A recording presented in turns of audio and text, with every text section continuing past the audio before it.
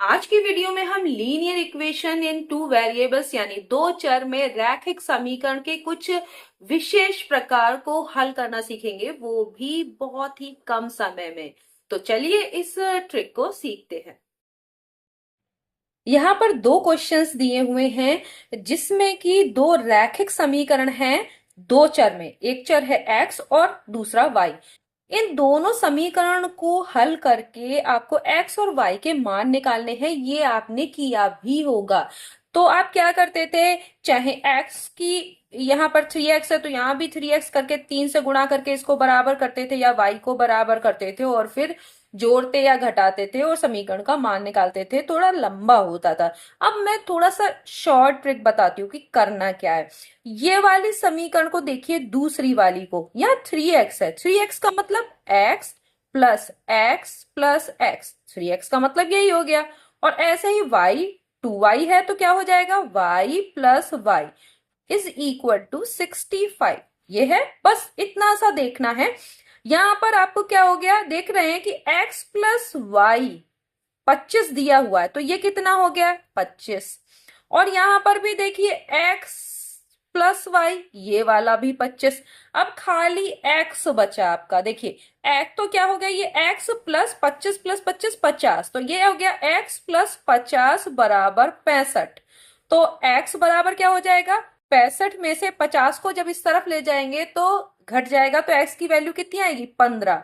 Direct आप निकाल सकते हैं, लेकिन मैं यहाँ लिख के बता दे रही हूं क्योंकि समीकरण में क्या होता है, लेफ्ट हैंड साइड या राइट हैंड साइड कुछ भी जाता है तो साइन चेंज हो जाता है, प्लस माइनस में और माइनस प्लस में। तो यहाँ हो गया 50, तो x की वैल्यू आपकी 15 निकल आई।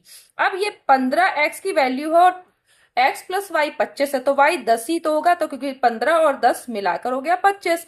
तो आप ऐसे ही डायरेक्ट कर सकते हैं। कंपटीशन में आपका जब प्रतियोगी परीक्षा कोई भी होगी तब आपका समय बहुत बच जाएगा। तो x प्लस वाई मैं लिख के बता दे रही हूं।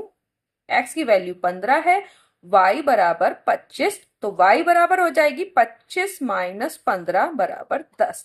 तो आपको यहाँ पर x और y की वैल्यू मिल गई। अब आपने देखा कि कितनी आसानी से समीकरण को आपको जोड़ना घटाना नहीं पड़ा। इसी तरीके से अगर माइनस में दिया हो या कोई और भी दिया हो तो इस तरीके का भी कर सकते हैं। तो आपके काफी क्वेश्चंस इसी तरह से हल हो जाएंगे। इसमें भी देखिए दूसरी समीकरण को एक्स, 3x क्या हो गया, एक्स प्लस एक्स लिखेंगे। y में -2y है तो माइनस वाई, तो ये हो गया -2y बराबर 70।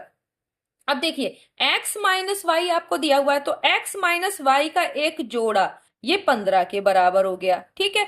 दूसरा x माइनस वाई का जोड़ा भी 15 के बराबर, 15 15 कितना हो गया, 30 हो गया कि नहीं हो गया।